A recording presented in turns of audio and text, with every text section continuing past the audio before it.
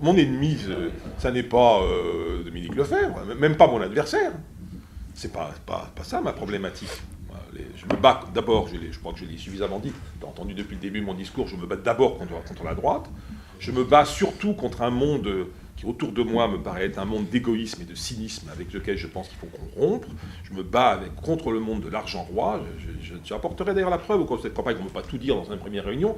Comme je l'ai dit tout à l'heure, que dans les communes où il y a des écologistes, et à plus forcément dans les communes qui sont pilotées par les écologistes, il y a un modèle social extrêmement différent de celui dans les autres communes. Montrer le lien entre nos pratiques locales, qu'il faut pouvoir parler, parce que les gens, les électeurs, il faut aussi qu'ils puissent juger, non pas sur des mots, pas simplement, c'est trop facile ça de promettre.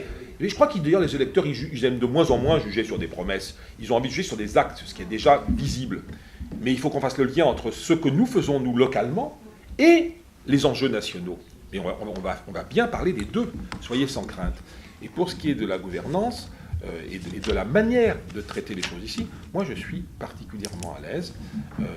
On va commencer par le comportement pour pouvoir rassembler les énergies et écouter les uns les autres. Avec moi, qui pilote ici une municipalité qui rassemble des socialistes, des écologistes, des communistes, le MoDem que j'ai ouvert, et auquel de nombreux non-inscrits, et auquel a fini par se rejoindre des gens qui, comme Daniel Bizière, tu me permets de le dire Daniel, ont représenté ici le RPR pendant longtemps, mais qui finalement ont fait le choix de rejoindre l'équipe que je conduis. Pourquoi est-ce que tous ces gens-là, les leaders du MoDem, l'ancien leader du RPR, pourquoi ils ont fait tous le choix de travailler avec moi? Je pense qu'ils ne feraient pas ce choix de travailler avec moi si je me conduisais comme une espèce de potentat qui dirige, qui veut mettre au pas ses services, qui ne serait pas assez obéissant, voilà.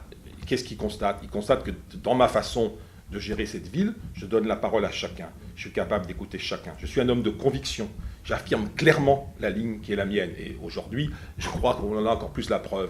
Mais ça va être notre travail de faire entendre qu'on a un autre modèle de développement qu'on propose pour le pays, qu'on propose pour l'Europe, et je dirais, c'est une particularité des écologistes, on est sur l'auto-ambition, mais qu'on propose pour le monde. Parce que nous, on ne raisonne pas non plus à l'échelle, on n'est pas des nationalistes, hein, on est tout le contraire, nous les écologistes, on raisonne à l'échelle de la planète.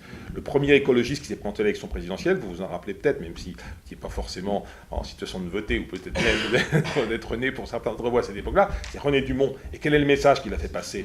Quel est le message qu'il a fait passer? C'était, c'est à l'échelle du monde qu'il faut raisonner.